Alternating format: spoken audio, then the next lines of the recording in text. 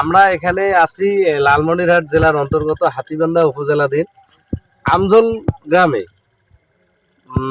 আমজল গ্রামের সীমান্তে আমরা অবস্থান করতেছি। এখানে ভারতের পাগলিমারি বিওপির সদস্যরা ভারতের 30 হতে 40 জন লোককে বাংলাদেশে পুষিলির চেষ্টা করতেছে। এই অবস্থায় আমরা আমজলের গ্রামবাসীর লোকজন এবং এই অঞ্চলের বঞ্চকি বিওপির সদস্যরা, বিজেপি সদস্যরা মিলে আমরা গ্রামবাসী সহকারে এই অনুপ্রবেশ আমরা ঠেকিয়ে দিয়েছি। হ্যাঁ, এই অবস্থায় এখানে এলাকাবাসী আছে বর্তমান। এই যে লাইট বন্ধ করেছে, দেখছেন কি অবস্থা? বলেন, আপনি বলেন। আর ব্রেকথন বলেন, এটাই বলেন, বলেন আপনি বলেন। এই অবস্থায় আমরা এই জিরো লাইনে অবস্থান করতেছি। এখন পরিবেশ মোটামুটি ভালোই আছে, তবে আমরা পাহারায় আছি। আপনারা বিজেপির সাথে আছেন? আমরা বিজেপির সাথে সতর্ক অবস্থানে আছি, ওরা যেন লোকজনকে পুষিনি করতে না পারে।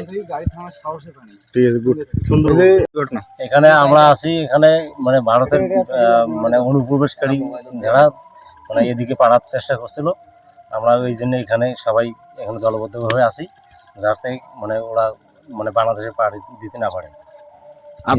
আপনার বাড়ি কোথায়? আমাদের বাড়ি এইখানে। আচ্ছা, এইভাবে যে আসলে এরা যে এইভাবে পুষনির চেষ্টা করে, আপনারা আতঙ্কিত কিনা এইরকম ঘটনা? হ্যাঁ, অবশ্যই আতঙ্কিত। কেন আতঙ্কিত বলেন? আমরা আতঙ্কিত এখন ভারতের মহাজে এগুলো তো আমাদের এলাকার লোক না, যে আমাদের এলাকায় আমরা আসবে, আমরা সাই দিব বা আমরা জায়গা দেবো। আমাদের তো এই সমস্যাটা ওই জায়গায়, ওরা তো আমার কিছু নেই, আমাদেরকে ওরা আসবে, আমার জায়গা দেবো।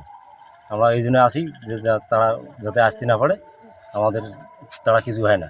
ঠিক আছে ভাই, বলেন কি শুনছেন, এখানে কেন আসছেন? আমি এখানে আসলাম, শুনলাম যে ভারতের লোক পাড়ে যাচ্ছে অবৈধভাবে, এই জন্য আমি দেখতেছিলাম। আমরা সাধারণ গ্রাম পুলিশ মনে করেন গোতামারি ইউনিয়নের চেয়ারম্যান মহোদয় আমাদেরকে পাঠাইছে। শুনলাম আমজল সীমান্তে মানে ভারত থেকে মানে সাধারণ জনগণকে পুষিনির চেষ্টা করতেছে। দেখি যে ভারতের বিএসএফ মানে পুষিনির চেষ্টা করতেছে। এইটা ঠেকানোর জন্য আমাদেরকে চেয়ারম্যান মহোদয় বিজেপির সাথে সহযোগিতা করার জন্য আমাদের এখানে পাঠাচ্ছে। তাই আমরা এখানে তারা মানে সাধারণ জনগণ সহকারে বিজেপি সহকারে আমরা সকলেই ঠেকানোর জন্য বা মানে সেভ করার জন্য সময় দিতেছি এবং চেষ্টা করতেছি ঠেকানোর জন্য।